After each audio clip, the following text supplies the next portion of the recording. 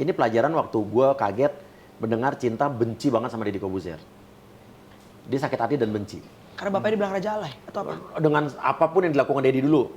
Nah, dia mengungkapkan itu di hitam putih dulu. Di depan Deddy Corbuzier sampai nangis sesungguhkan. Lo bisa lihat deh, masih ada YouTube-nya mungkin. Deddy Corbuzier pun kaget di situ. Kayak kemarin gue juga sempat nanya sama Dennis kan, kalian cukup lama bertikai gitu ya. Banyak yang sangka ini konten ya. Settingan. Gitu. Tapi yang gue sadari adalah kok setiap pagi gue bangun tidur ngeliat handphone.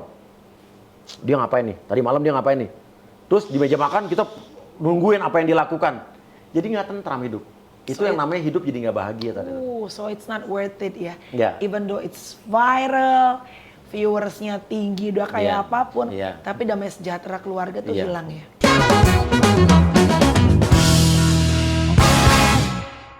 Selamat datang di kamar Comel Celoteh Melani. Gak usah panjang lebar, sambut langsung bersama-sama teman saya sudah mungkin sekitar 20 tahun berteman dengan dia ini. Sambut sama-sama seorang magician, ahli hipnotis, seorang artis, fabulous dan juga keluarga artis. Ini dia Romy Rafael. Wah, mancing. Kan hipnotis. Penuh gue buka kan nih? Jangan. Kuya everybody. Yeah. Pertanyaan pertama, kenapa sih si hijau rambutnya? Kenapa harus berwarna rambutnya? Kenapa nggak bisa kalem gitu loh Uya? Nggak apa-apa, gue karena apa ya? Nggak Uya gitu ya? Karena gue sadar muka gue sedang-sedang aja gitu kan ya. Masa sih? Jadi orang dari dulu ngelihat gue tuh kalau nggak di kacamata dan di rambut. Oh karena itu adalah ibaratnya yang bikin center point-nya lah. Iya. Sekedar info ya, gue tuh sama Uya memulai karir tuh cukup panjang loh guys. Ya nggak sih ya? Orang nggak banyak tahu gue sama Uya tuh memulai karir kita penyiar radio. Penyiar radio, S. Radio apa ya? Kita bareng-bareng di S Radio dulu kan? S Radio guys. Terus UFM. UFM gue enggak, gue pindah ke Hard Rock. Hard Rock, ya. S Radio itu adalah radionya almarhumah Sis NS. Ada Uya, ada Gugun Gondrong, bener ya. Siapa lagi sih ya? Mary Putrian. Iya, ada banyak lagi lah ya gitu. Nah, saat itu tuh Uya tuh, lu udah ngetop ya. Tofu. Right? Tofu. Tapi orang gini, gila ya Tofu ya, paling ganggu deh si Uya gitu ya. Karena tahu ya, paling ngetop sampai sekarang. Maksudnya gini, bukan paling ngetop, paling bertahan sampai sekarang. Kalau dilihat gini, secara fisik, tadi lu sendiri yang bilang, gue tuh harus stand out. Karena muka gue biasa aja, pasti lu ngerasa bahwa, misalnya di Tofu deh dulu, pasti orang lebih banyak ngeliat Anton dibandingin lu. Bener gak? Enggak, ternyata. Atau enggak juga? Ternyata enggak. Atau lu Anton kita akuin lebih ganteng dari gue, suara jauh lebih bagus dari gue. Nah, tapi kenapa Uya harus ada karakternya? Itulah, makanya orang perlu karakter. Oke, kenapa? Karena apa? Kalau enggak timpang atau gimana ya? Ya kalau kita sama-sama aja kayak orang lain, kita mengidentify diri kita sama seperti orang lain, ya kita nggak akan otomatis kan gini. Saat lo berada di tumpukan beras gitu kan ya, iya kan, semua beras bentuknya sama gitu. Kalau lo nggak beda, lo susah nyarinya, lo harus kelihatan. Nah kelihatan tuh bisa macam-macam, tapi kelihatannya harus yang positif. Biar lu kacamata gue frame putih. Benar. Di zamannya pada saat itu orang-orang belum ada pakai frame putih. Frame putih yang gede-gede. Orang bilang norak dulu. Tapi itu musim. Iya. Iya kan? Rambut lu juga. Celana lo, baju lo, sampai dari Corbuzier pernah bilang kalau nyari di pesawat nyari Uya paling gampang. Fendi dari atas sampai bawah, Balenciaga ya kan? Itu dulu. Ya. Sekarang udah kalem. Sekarang udah insaf. Udah nggak brand semua ya. Iya. Biasanya kayak Plaza Indonesia berjalan loh. Bangkrut kali kalau gitu terus.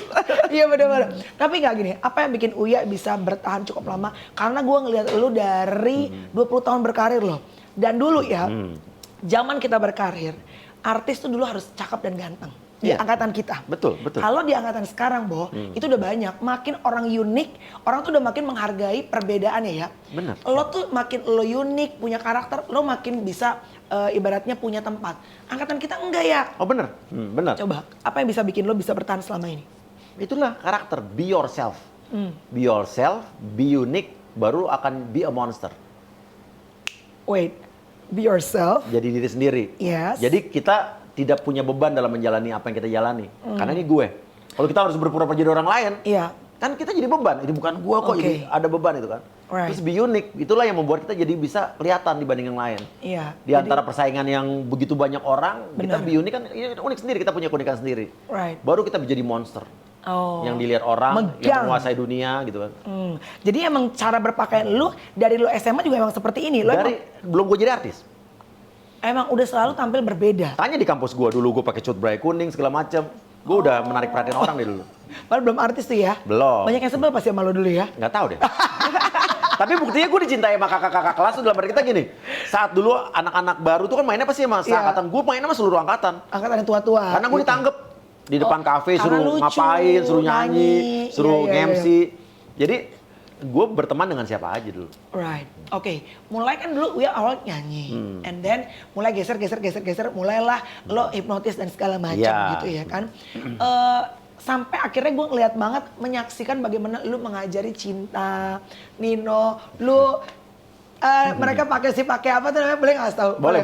Earpiece, ke rumah dulu. Kok pinter banget sih Cinta sama Nino, dibisikin sama bapaknya. Oh gitu. Oke, Chloe, terbesok lo gue bisikin juga. Tapi maksudnya satu hal yang gue amazed dari keluarga lo tuh adalah keluarga Uya Kuya sama Asep tuh adalah sebenarnya kesatuannya. You and your kids and yours, menurut gue sih lo nggak akan sampai ke karir lo sekarang tanpa bantuan dari anak-anak dan istri ya. Iyalah. Gitu. Tapi akhirnya bagaimana menerapkan kepada anak-anak. Kalau ada yang bilang mungkin di awal-awal Astrid Cinta tuh ibaratnya dari kecil udah ibaratnya quote unquote dipaksakan Uya untuk bisa ngikutin passionnya Uya gitu loh. Karena gini, anak-anak gue percaya banget anak-anak gue tuh menikmati itu. Karena kalau gue memaksakan anak-anak gue tuh benar-benar mereka terpaksa. Si Nino dari kecil udah jadi artis. Tapi kan si Nino jiwanya tidak di situ. Dia baru jadi artis tuh waktu kelas 5 SD, 6 SD. Baru mulai setelah dia ngomong, "Pak, aku mau jadi penyanyi." Oh, dia ngomong ke lu? Iya. Kenapa? Sampai sekarang dia nggak tahu jawabannya, nggak pernah jawab. Tapi aku mau jadi penyanyi bulan April nanti ya. Atau bulan apa gitu. Kenapa harus bulan April ya? Gue tanya sampai sekarang nggak tahu. Jangan-jangan dia ngeprank loh. April Mop ya. Oh, iya. Nggak tahu kenapa. Iya. Nah, jadi si Cinta itu dari dulu emang jiwanya jiwa panggung banget. Ada dari zaman kecil ada panggung di mall dia naik. Emang jiwa tampilnya kayak bapaknya sebenarnya. Makanya Cinta tuh waktu kecil bawain acara. Dia kan nggak kayak diarahin sama orang tuanya. Naturally ya. Mukanya tetap begitu walaupun gua telat ngasih briefing. Dia bisa gini Om. Jadi kalau aku itu mata dia nggak panik ya? Nggak panik nggak gitu. Apa? Iya. Itu kelebihan Cinta. Yang menurut gue itu adalah bakat naturalnya dia terlahir. Jadi menurut lo parenting buat anak-anak tuh harusnya gimana orang tua? Gini, kacamata Uya Kuya ya. Gue itu selalu memberikan banyak bahan makanan ibaratnya. Optionsnya banyak? Iya, optionnya banyak. Kayak waktu Cinta mulai sulap gara-gara waktu gue latihan sulap Cinta ada di samping gue. Nino juga ada. Tapi Nino nggak peduli. Si Cinta yang ikut-ikutan. Akhirnya dia yang sulap. Terus semua alat musik di rumah gue ada. Mau drum, keyboard, piano, saksofon, segala macam. Iya kan? Mana yang mereka sentuh? Akhirnya sekarang Nino jago main gitar, anak-anak gue main saksofon segala macam. Tapi ibaratnya gue kasih fasilitasnya, tapi gue nggak maksa lo harus les ini. Kalau mereka udah megang dan mereka udah tertarik sama satu, baru gue tanya lo mau les nggak? Gue panggil guru private ke rumah. Nah, jadi intinya gue memfasilitasi anak-anak gue sesuai dengan apa yang mereka suka. Karena gue pengalaman lihat anak-anak teman gue yang lain, yang dia dipaksa buat ikut les ini les itu, tapi tetap aja kalau emang nggak bakat, nggak jadi. Bener, iya. Jadi menurut lo anak tuh harus dikasih ibarat makanan prasmanan, so many options. Nanti biar mereka pilih apa sih which one is their favorite. Baru akhirnya mereka bisa bertumbuh, be themselves, be unique, and then be a monster. Dan kita harus pantau kira-kira mereka ke yang mana. Kita fasilitasin. Selagi kita punya uang, punya apa, fasilitasin. Sekarang kan banyak Uya nih mulai bergeser ke YouTube lo main prank. Ya kan, sama anak-anak. Termasuk juga tadi kan si Nino nih. Nino kan juga banyak bikin kayak konten-konten. Bahkan kata teman-teman di sini juga kalau nonton YouTube lo, anaknya ngeprank bapaknya ngeprank anaknya. Wow. Seru banget keluarga Anda ya.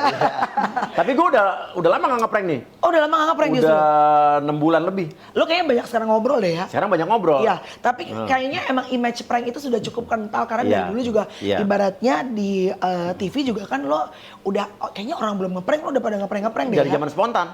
Dari zaman Spontan. Spontan tuh ngeprank itu gue adalah pasukannya yang ngeprank di jalanan. Septian Dwi Cahyo. Iya, Septian Dwi Cahyo kan bosnya kan. Bosnya, bener. Gue tuh figurannya dulu. Oh, Komeng segala macam. Komeng enggak, Komeng kan ya, topnya. Bintangnya. Gue tuh yang tuh di bawah-bawahnya. Gue di jalan, yang pernah gue dipukul orang di jalan itu zaman dulu tuh ngeprank 100% real. Bener-bener Kalau sekarang kan ada yang real, ada yang setting, yang dicampur-campur kan. Gue akuin, ya kan. Nah, tapi zaman dulu itu gue ditangkap satpam, dibawa ke pos polisi, dikejar sama orang penjual buah di pinggir jalan, karena dipukul bule. Yang bener loh. Astaga. Itu gue ngalamin. Tapi apakah akhirnya gara-gara lo suka membuat konten prank sampai disebut Uya sebagai raja prank Indonesia? Kan ada sebutan seperti itu kan? Dalam hidup ternyata lu justru sering mendapatkan prank. Oh iya dong. Iya kan? Iya. Lu pernah di prank sama soal hotel di Bali. Ditipu tepatnya.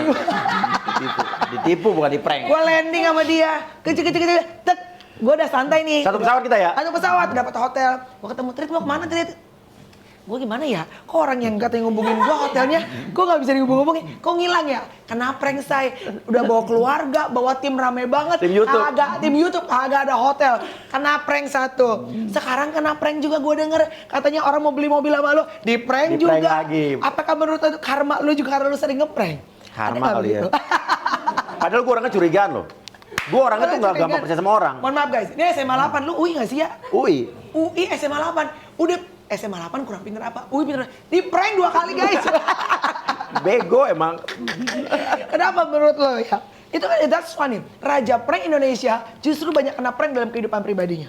Gini, karena gue sering ngeprank orang aja. Kalau gue kan juga pernah di prank orang ya. Right. Gue kalau gini, orang kadang-kadang nggak ngerasain kalau di prank. Kalau gue lagi di prank nih, kadang-kadang gue tahu nih, wah ini di prank nih. Tapi kadang-kadang ada satu momen yang membuat kita kayaknya enggak ya. Saking begitu naturalnya. Iya, karena gue pernah kejadian di depan rumah gue dulu. Ada orang berantem, cewek cowok. Gue keluar, itu gue misahin, terus gue bilang, lo ngeprank ya? Gue lihat kanan kiri ada mobil apa. Ternyata itu beneran. Karena kebiasaan biasanya gitu. Kita aja kalau berantem kadang-kadang, ini prank ya? Ya keluar ya, Uya keluar. Ini image-nya gue kan. Jadi kadang-kadang gini, jadi psikologis orang kalau kena prank itu walaupun kita tukang ngeprank, tukang iseng orang, kadang-kadang tuh kita ada di dalam diri kita yang membuat kita jadi nggak yakin. Walaupun lu sudah raja prank dan you've been doing this content udah years and years ya. Iya, orang waktu itu anak-anak gue kan sering ngeprank juga. Iya. Walaupun gue sering tahu mereka ngeprank gue, jadi gue ikutin aja, ngerti nggak? Iya. Keluarga gue tuh kadang-kadang misalnya kali ngeprank nih, kita tuh sama-sama punya tanggung jawab untuk ini. Ah, gue tahu lo ngeprank gue, ya udah biar acara sukses gue ikutin aja deh gitu. Udahlah gitu ya. Ya, yang penting oke gitu ya, jalanin aja. Kita ikutin aja alurnya biar jadi. Yang penting menghibur gitu kan. Tapi pernah waktu Cinta nangis gara-gara apa gitu. Dia nangis. Pas sudah itu gue ikutin, sampai gue pikir ngeprank. Ternyata enggak, dia ngeprank memang bener curhat soal apa dulu teman apa sekolahnya ya di Bali tuh. Sampai nangis. Gue pikir ngeprank. Lo pikir ngeprank? Soalnya tim YouTube gue ikut di situ. Padahal anak lo emang bener-bener nangis. Iya, tapi yang bikin gue sadar adalah tim YouTube gue kan kameranya pada nggak di... Pada di bawah. Oh ini beneran nih. Tapi gue udah bercandain, gue pikir ngeprank. Right. Oh gara-gara apa dulu Cinta? Pokoknya Cinta udah zaman awal pandemi dia nggak bisa ngikutin sekolahnya karena dia udah ngerasa nggak sehat sekolah online. Dia udah nggak tahu ada masalah apa, akhirnya dia minta pindah ke homeschooling kan. Oke. Itu gue pikir ngeprank. Karena kenapa? Karena dia udah ngerasa depres dengan online schooling. Iya, pada saat akhirnya. Tapi udah itu gue pikir ngeprank beneran.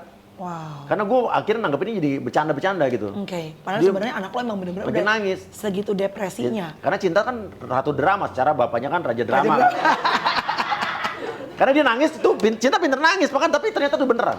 Anaknya ratu drama, ada bapak raja drama. Wow, keluarga drama ya saya. Iya dong, bersyukurlah kita jadi orang yang masih punya sisi drama. Iya kan? Drama masih menjual, ya kan? Iya, kalau kita nggak punya drama, kita nggak pernah merasa bahagia, nggak pernah merasa sedih. Iya. Hidup lo flat-flat aja, nggak pernah ngerasain gitu pacaran ya kan? aja ya kan? Iya. Tapi untuk seorang raja prank, sebatas mana sih lo mau mengerjakan satu bentuk prank? Gue akan ngeprank yang akan menyakiti perasaan orang. Nice. Perasaan orang. Walaupun lo tahu akan viral banget. Iya. Terus gue juga nggak akan ngeprank orang yang memiliki potensi buat dia punya resiko tinggi. Iya kan? Karena ini baru pengalaman nih gue. Kemarin di salah satu acara TV, gue jadi bintang tamu. Tiba-tiba ada ngeprank bapaknya segala macam. Terus ibaratnya bapaknya tuh panik gitu kan. Gue pengen nyetop tuh acara gitu. Karena gue takut jantungan. Iya kan? Akhirnya si hostnya juga ketakutan. Terus habis itu pas break, gue bilang, nah itu kadang-kadang prank pun perlu ada settingannya, gue bilang gitu. Karena takutnya hal seperti itu ya? Ya, settingannya adalah begini. Gue ngakuin, prank-prank gue juga 50% settingan, 50% emang real. Gimana yang real, gimana yang settingan. Misalnya gue mau ngeprank bapaknya, bapak lo gitu kan. Iya kan, bapak lo. Gue tahu nih resiko, udah bapak-bapak bisa jadi jantungan. Gue tinggal bilang gini, Om, saya izin ya Om, mau ngeprank Om. Nanti Om pura-pura nggak tahu aja. Apa? Saya nggak ngasih tahu Om. Oh, tapi dia udah siap udah tahu lah ya. Iya, kayak gitu misalnya gitu. Lo Om ikutin aja gitu. Ya itu, kayak gitu-gitu. Mendingan begitu. Akhirnya si hostnya ini, host baru nih, gue ajarin. Oh iya ya, bener juga ya Mas Uya ya. Terus gue bilang, ya udah nggak apa-apa. Semua akan uya-uya pada waktunya. Ya, kalau orang mau nanya gue kasih tahu triknya ya kan. That's funny, semua kan uya-uya pada waktunya. That's one of the thing that I embrace about you ya. Maksudnya gini, lu pernah dicela on air misalnya, oh dikatain uya lu, ya dikatain fisik lu. Oh iyalah. Dikatain lu norak, dikatain alay, kampungan, raja alay, raja settingan. Segala macam deh gitu. I heard many things gitu. Tapi the thing about you, banyak orang yang kadang-kadang akhirnya jadi marah dan kesel dan segala macam. The thing about you, lu bisa dengan santai, bahkan bisa membuat itu menjadi lelucon atau bisa membuat itu jadi lagu atau jadi konten. Iya loh, harus gitu. Artinya kan lu sampai pada titik di mana lu sudah berdamai dengan apapun yang Tuhan kasih sama lu. Iya, betul. Karena kalau lu nggak berdamai dengan apa yang Tuhan kasih sama lu, emosi gue. Orang lempar sesuatu tentang lu pasti akan lempar balik. Akan marah balik. Gimana caranya sampai ke titik itu? Umur ya? Iya sih bener. Kita udah tua. Bener, iya. Anak-anak kita udah gede, udah dewasa. Lu mau nyari apa lagi sih? Yang kita cari itu adalah bahagia dong. Apa sih yang bisa bikin kita bahagia? Ya nggak banyak dengki, nggak banyak sirik, nggak banyak marah sama orang. Kalau kita dilempar, ibaratnya lempar tai lah kasarnya sama orang. Gimana caranya tainya kita lempar balik jangan dalam bentuk tai gitu loh. Iya kan? Iya, tai juga cuma pledo ya, kita olah gitu kan. Kita olah sehingga saat dilempar balik itu bentuknya indah dan orang bisa menikmati semua. Pupuk kandang misalnya. Nah, bermanfaat. Itu analoginya begitu. Yes. Jadi kayak misalnya orang nyela gua, orang ngatain gua balas dengan karya, diss aja. Kita diss kalau dalam dunia hip hop, ya kan? Ada namanya diss track, lagu buat ngediss orang, ngebalas sindiran atau menyindir seorang. Itu menurut gua itu keren. Kita bikin lagu. Nah, gua justru menginspirasi buat orang lain. Kalau lo juga marah sama gua, tersinggung sama lagunya, lo balas lagi pakai karya, terserah mau lagu kayak nari kayak. Atau dengan stand up komedi, dengan sarkasme. Daripada lu mesti ngatain orang fisik, ngatain orang dengan marah-marah, itu kan nggak keren. Tapi sisi apa yang bikin lo akan akhirnya tertrigger untuk akhirnya merespon tidak dengan kalem gitu. Mungkin kan kalau fisik apa dikatain alay segala macam, lo udah santai. Anak-anak misalnya kalau dikutak-kutik. Nah, anak-anak gue juga udah cinta udah mulai emosional kalau bapaknya diapain. Yang bener loh. Cinta tuh udah mulai suka ngebalas-balasin. Karena udah gede sih ya. Tapi gue bilang gini, justru gue sekarang apa yang gue lakukan adalah pendidikan buat anak-anak gue dan pendidikan buat orang-orang lain yang pengen ikutin gaya gue. Kita harus terima, bener gak? Kita juga manusia juga nggak mungkin. Lo katain gue orangnya pasrah, nggak kesel, nggak mungkin. Pasti ada keselnya kan? Kalau kesel juga kita disimpan aja, kan juga lama-lama jadi not good for you. Sakit. Jadi penyakit hati, jadi penyakit badan. Keluarin. Kita boleh lo ngebalas kalau kita disakiti, tapi balasnya gimana? Balasnya dengan cara-cara yang elegan. Dengan karya, dengan lagu, dengan sindiran. Sarkas. Justru kita melatih orang buat, ayo kreativitas kita dikeluarin. Otak kita, jadi jangan dengan marah lagi, dengan berantem, dengan ribut. Tapi kalau misalnya lo punya kemampuan dengan ribut di tinju, boxing, ayo. Itu bagus, positif. Jadi hal-hal yang positif. Oh. Cinta pernah ngomong misalnya kayak apa sama lo? Karena kan maksudnya gini, you're old enough already, maksudnya lo udah punya melewati banyak hal sampai lo akhirnya punya wisdom, kebijaksanaan sampai udahlah gue screening apa yang perlu gue respon, apa yang gak perlu. Tapi kan anak teenager seperti dia, bapaknya diusik, dia pasti biar bagaimanapun juga, gila lo bapak gue. What did you tell her? Ini pelajaran waktu gue kaget mendengar Cinta benci banget sama Deddy Corbuzier. Dia sakit hati dan benci. Karena bapaknya dibilang raja alay atau apa? Dengan apapun yang dilakukan Deddy dulu. Tapi kan gue sama Dedi nganggapnya it's a joke temenan. It's joke, bercanda, atau mungkin kritik-kritik biasa. Roasting-roastingan lah ya. Roasting-roastingan. Iya. Nah, tapi kan gue gak pernah nanggepin Dedi kan. Iya. Oh, you never said anything? Gak pernah, coba lihat pernah gue nanggepin Dedi? Enggak. Dedi doang yang selalu roasting gue, tapi menurut gue juga itu oke-oke aja. Lu akhirnya ke sana? Akhirnya ke sana. Akhirnya ke sana. Tapi gue dengar dari mbak gue, Cinta cerita pernah nangis bahwa dia benci banget sama Deddy Corbuzier. Nah, dia mengungkapkan itu di hitam putih dulu. Di depan Deddy Corbuzier sampai nangis sesungguhkan. Lo bisa lihat deh, masih ada YouTube-nya mungkin. Deddy Corbuzier pun kaget di situ. Dan Deddy Corbuzier bilang bahwa ternyata kita baru sadar kalau kita merosting seorang atau mungkin ngatain seorang, kadang-kadang yang tersakiti justru mungkin adalah orang-orang di sekitarnya. Nah, disitulah gue melihat Cinta nih orangnya, benar sih satu sisi dia positif, belain bapaknya. Tapi gue ngajarin anak-anak gue selanjutnya, kita jangan selalu menendam kepada seseorang. Saat kita dikatain orang, diapain, kita balas dengan suatu hal yang lucu-lucuan aja. Kan kita kan keluarga konten katanya, kita kontenin, tapi konten yang lucu. Tapi jangan sampai ngomong yang kasar, ngatain lagi anaknya. Kalau kita berurusan kayak sekarang nih, ada seorang pengacara yang mengusik gue di luar konteks hukumnya. Cinta mulai ikutan komentar. Tapi komentar dia elegan. Kayak dia mengeluarkan sindiran-sindiran yang sarkas. Sorry, sebelum dia posting, lu screening dulu nggak? Lu awasi dulu nggak anak lu? Gue sempet tegur, ada satu hal yang sempet dia ngomong di story, gue suruh hapus. Kenapa? Gue kasih tahu. Abis itu dia pinter, dia ngomong sendiri di YouTube di segala macam tanpa disuruh gue. Wow. Tapi gue juga nggak bisa ngelarang dia, selama itu yang dilakukan elegan. Karena dia udah dewasa buat melakukan itu. Nggak apa-apa. Mungkin itu salah satu caranya buat dia daripada dia kesel. Untuk rilis juga dia ngerilis, tapi caranya pinter. Dia udah apa ya, ilmu-ilmu gue apa dia udah diresapin. Nah tinggal Nino nih yang orangnya kan dingin ya. Iya, Nino tuh lebih kayak cool aja. Nggak mau ikut campur dia. Oh, including pada saat misalnya lo lagi punya, kan lo beberapa kali mungkin misalnya ada pertikaian lah, quote-unquote, sama siapa. Kalau si Cinta kan udah ikutan, apa namanya, stand up for my dad gitu. Kalau Nino nggak? Cuek aja? Nino cuek, tapi kadang-kadang kalau nyeletuk itu lebih menyakitkan dibanding gue. Jadi sebenarnya dia mengamati ya? Dia mengamati, tapi dia jarang-jarang, tapi sekali ngebales orang itu, bapaknya aja kok di roasting bener-bener gila-gilaan. Tapi dia orangnya nggak mau ikut campur. Tapi sekali ditanya, dia kadang-kadang nyeletuknya tuh luar biasa. Jadi jiwa-jiwa uyak-uyak juga udah masuk rasuk di badannya. Jiwa uyak-uyak udah mulai masuk ke badannya. Tapi apa advice yang lo kasih ke anak-anak? Advice yang selalu gue kasih mereka begini, dalam bukan hanya dunia entertainment, dalam dunia pekerjaan apapun.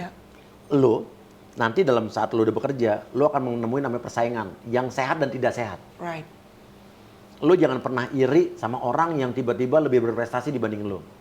Gue bilang, kenapa bapak lo sampai sekarang bisa bertahan? Karena gue selalu menghargai talent-talent baru yang naik, gue justru rangkul. Bukan, gitu aja dia bisa ngetop ya. Justru anak-anak baru tuh kalau bisa ya, kita pansos aja. Gue bilang pansos itu nggak salah loh. Berkolaborasi Berkolaborasi itu kan pansos. Kalau emang kita sama-sama, yang penting jangan sampai pansos kita merugikan salah satunya gitu ya. Kayak misalnya sekarang Melani nih. Melani, lo di TV ada acara, gue lagi nggak punya program di TV. Ya gue kadang-kadang boleh juga pansos sama lo. Tapi jangan sampai merugikan lo. Jadi gue bilang sama pansos is a positive thing ya. Gue bilang sama anak-anak gue, jangan pernah sirik dan iri sama rezeki orang lain. Nice. Itu satu. Dan jangan pernah menyakiti orang terlebih dahulu. Tapi juga jangan kita diem aja kalau kita disakitin orang. Nggak boleh. Kita punya harga diri. Lo balas, tapi dengan satu hal yang positif. Itu tadi yang gue ajarin selama ini. Arya. Dengan nyanyian gue ditipu. Soal mobil, gue nyanyiin jadulnya Tuti gitu kan. Tapi ya udah gitu aja. Lo jadi lebih berhati-hati nggak dalam menjalani karir lo, membuat konten dan segala macam? Iya. Berhati-hati gue sebenarnya lebih cenderung melindungi anak-anak gue dan memberikan pengetahuan-pengetahuan, knowledge sama anak gue.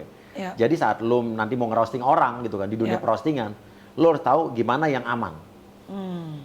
Supaya jangan sampai jadi masalah kepada mereka ya. Iya. Anak-anak gue sekarang ngerti hukum semua lah. Oh, lo ajarin? Gue ajarin. Oke. Wow.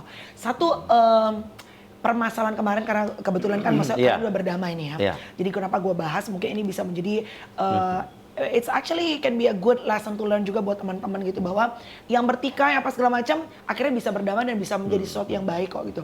Kayak kemarin gue juga sempat nanya sama Dennis kan, kalian cukup lama bertikai gitu ya.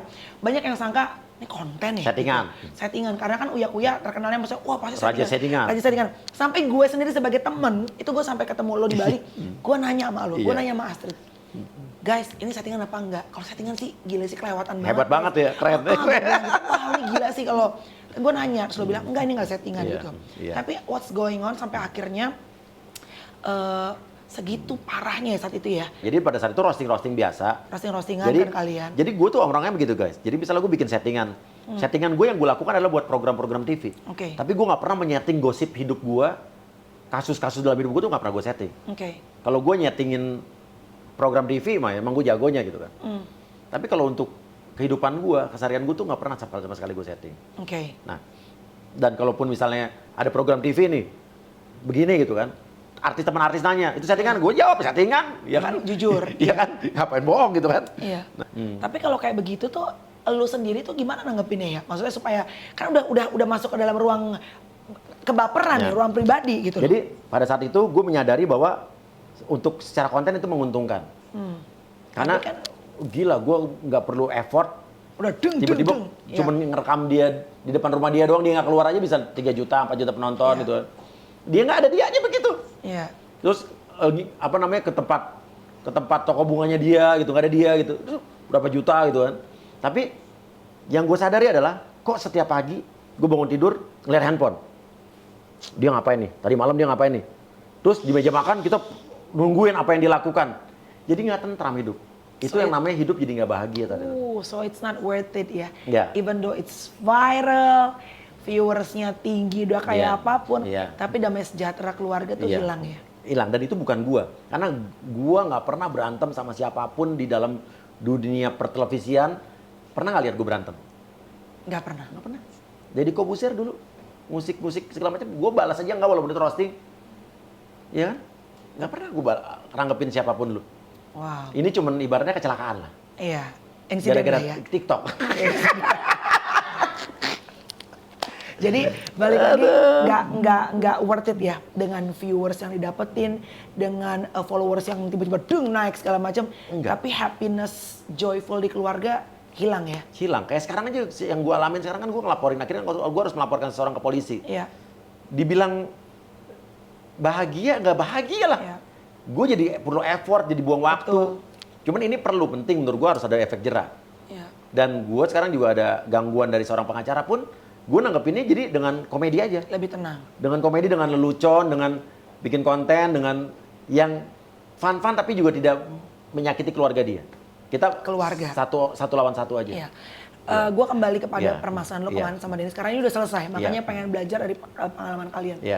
Bagaimana akhirnya lu yang udah baper, udah kesel, Astrid udah kesel. Astrid sih lebih baper. Iya, karena perempuan ya. Tapi bagaimana akhirnya kalian bisa berbaikan? Dan it's good now, you and Dennis bisa berteman baik. Itu yang namanya, jadi sekarang gue gini, mendingan dulu kita musuhan sekarang jadi teman, dibanding kita pura-pura berteman tapi di belakang ngomongin kita. Saling menusuk ya? Iya, mendingan gitu. Karena dulu kan sampai bikin dulu ya? Videotron. Segala macem lah, saling ini. Kemarin di Holy Wings bertiga jalan, wah udah luar biasa. Keluarga bahagia, gue malah udah mulai cemas loh. Takutnya Uya kawin lagi. Karena kan pengalaman begitu, Say. Pertama, gue nggak mungkin kawin lagi. Kenapa tuh? Karena Astrid aja satu aja nggak habis dan galak banget dia. Semua bilang begitu. Tapi kedua nih, kalau sampai emang gue boleh kawin lagi dan emang diizinkan kawin lagi harus kawin lagi, nggak Dennis kali. Nggak, tapi balik lagi tuh. Iya. Dan sebenarnya ini pertanyaan kepada Astrid, tapi kan Astrid nggak di sini. Tapi according to Astrid experience dan you, akhirnya berbaikan dan gimana akhirnya ya? Apa momennya dan bagaimana akhirnya hatinya kan udah anak kena tapi bisa udahlah let's forgive and forget dan yuk berteman lagi. Gua termasuk orang yang kalau udah pernah musuhan, gue sebetulnya susah untuk berteman akrab, berteman dekat. Udah oke, hubungan baik tapi teman aja. Ya. Tapi sama Dennis pun waktu dia udah bayan dari tahun lalu itu, gue sama dia nggak deket. Kenalnya temenan biasa. Kayaknya mungkin kedekatannya lagi tuh saat yang dia di Amerika itu gue jemput gara-gara dia gagal kawin sama pacar itu pun menurut gue juga itu belum dekat. Karena gue cuma ibarat kayak apa ya? Kayak pengen ada orang di negara orang, teman di negara orang, dia kesusahan ya nggak ada salahnya kita buat kemanusiaan lah. Datang. Tapi setelah itu pun gue merasa itu belum jadi persahabatan. Kayaknya gara-gara ditipu bareng ini sih. Dan ternyata justru Dennis mendekatkan. Ini gue jujur ya, kalau gue boleh kasih komentar, gue salut sama dia. Kenapa? dia kan ibaratnya ditipu sama si MZ ini udah balik duit nih. Balik duluan, dia satu-satunya orang balik duluan. Gara-gara dia bacot. 50 juta dia balik. Oh dia udah balik ya? Balik, dalam waktu nggak sampai seminggu balik. Iya. Kan dia paling bacot. Nah, sekarang dia tetap berkoar-koar. Dan apa yang dia lakukan itu justru adalah membantu. Enggak, dia membantu gue tapi itu membahayakan dia loh. Gue kadang sering nasihatin, nih lu jangan gitu, lu bantu gue, lu koar-koar, tapi lu harus punya batasan karena ini bahaya buat lu. Gue nggak takut kak. Dan dia ngomong begini, gue lihat dia tulus. Gue sampai lu dibayar, sampai masalah lu selesai, gue nggak akan selesai ngomong. Karena lu yang, gue yang kenalin lu ke dia. Ada rasa tanggung jawab ya? Itu yang gue salut. Padahal kan kalau ada orang cuek, kalau ada orang, ya urusan lu. Udah dibayar? Iya. Dan itu apa yang dia lakukan membahayakan dia. Iya. Artinya dia rela berkorban untuk sebagai bentuk rasa tanggung jawab dia. Jadi udah mulai sayang nih? Enggak lah. Enggak. Salut. Awalnya mau salut. Enggak, tapi dia bukan cuma gue doang. Ternyata orang-orang lain korban-korban si itu yang juga ditolong. Itu sampai betul ditolong dia. Iya. Ya tapi maksudnya terlepas dari apa yang terjadi sama kalian berdua, it's always a good thing melihat teman yang ibaratnya dulu saling roasting jelek-jelekin segala macam, tapi bisa berteman dengan baik sekarang. Dan gue tahu tidak mudah untuk bisa memaafkan dan bisa melupakan dan bahkan berkolaborasi bersama. But you actually showing a good thing kepada fans lo bahwa ya udah kita pernah saling roasting, pernah saling sebel. Gue sama Deddy Corbuzier juga setelah itu kan jadi main kan. Di Amerika buat pergi bareng. Jadi ya udahlah gitu. Dan akhirnya bisa berteman lagi dan siapa tahu bisa bikin karya lagi juga gitu ya. Oke, next Uya silakan boleh diambil. Ini Uya boleh gambar. Lo gambar gue itu situ banyak banget semua tamu-tamu yang udah pernah gambar gue ya. Dan sambil gue kasih pertanyaan. Oke? 5 jujur ya, nggak boleh berpikir, langsung top of mind.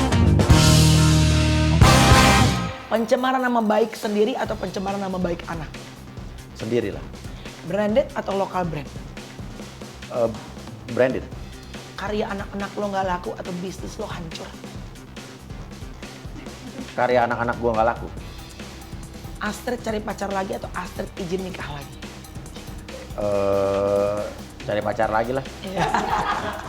Meninggalkan Indonesia atau meninggalkan harta semuanya? Meninggalkan Indonesia aja. Tapi gue tetap jadi warga negara. Emang lo kagak mau susah? Iya. Emang gue cita-cita gue pengen pensiun orang kaya. Pensiun di luar emang nggak boleh. Oh lo emang pengen tinggal di luar? Iya, tapi kan gue tetap WNI. Tapi gue tetap WNI. Iya, lu jangan usah ganti warga negara, muka udah Indonesia banget. Iya, benar. Istirahat jadi selebriti atau istirahat jadi pengusaha? Istirahat jadi selebriti. Oke. Satu artis yang pernah lo temui dan berjasa untuk karir ataupun hidup lo? Sis NS. Bener sih, iya. Ditipu lagi atau viral nggak jelas? Ditipu lagi aja bisa jadi konten. Doa tuh ya. Cinta ditipu suami kelak coy ya. Atau Nino ditipu sama istrinya kelak coy. Kenapa cinta kenapa? Cinta ditipu sama suaminya atau Nino ditipu sama suaminya? It's not even an option. Gak bisa dong. Hah? Mendingan mana? Cinta ditipu sama suami atau Nino ditipu sama istrinya? Suami yang lo gebukin. Oh, Nino ditipu sama istrinya lah. Oh, kawin lagi? Enggak, karena Nino orangnya pinter kok. Dia lebih bisa survive. Kalau si Cinta lebih sensitif ya? Lebih perasa. Oke, ya. Next. Kalau harus jual salah satu aset yang lo miliki, yang mana yang pertama kali lo lepas? Kucing lo, mobil lo, konten YouTube lo, atau bini lo? Mobil gue lah. Mobil lo? Mobil gue. Okay. Kan gue mobilnya banyak. Oh, Hotman Paris kali ya? Satu pesan yang lo nggak akan pernah bosan sampaikan ke Cinta dan juga Nino. Lo harus lebih hebat daripada bapak lo. Oh, that's nice. Satu public figure yang pingin banget lo prank tapi nggak pernah bisa lo prank. Belum kesampaian. Jadi Corbuzier. Iya benar. Oh ya? Yeah. Kenapa? Curigaan orangnya. Oh, orangnya curigaan. Iya. Oke, sudah? 5, 4, 3, 2, 1. Oke. Si emang lo lihat tuh. Lebih kayak iblis ya gue ya. Iya. Pertanyaan lo kan. Lebih. Tanduk tuh gue kasih pas tadi lo ngasih pertanyaan yang Nino sama Cinta tadi. Itu tim kreatif. I would never ask that kind of question. Apaan itu? Luar biasa sekali. Oke, Uya. Habis ini kita punya segmen terakhir itu Healing Good ya. Seperti lagu Feeling Good, ini Healing Good, yes, oke. Gue akan keluar, lo ambil waktu lo, karena kan sekarang everybody wants to healing, bisa healing keluar, segala macam. Lo ambil waktu sendirian di sini, kan lo lagi banyak masalah nih ya. Maybe you just want to heal, healingnya Uya tuh dengan cara apa? Aduh bang, abang bilang gue bukan artis bang. Jadi gue selama ini apa bang? Gue sedih banget abang bilang gue bukan artis. Padahal abang masuk TV itu dulu. Pertama kali diundang sama acara saya. Dan abang masuk TV itu kan gara-gara saya bang. Tapi saya dibilang bukan artis. Jadi saya ini apa bang? Saya sedih bang. Tapi bohong. Abang. I don't care. I love you bang.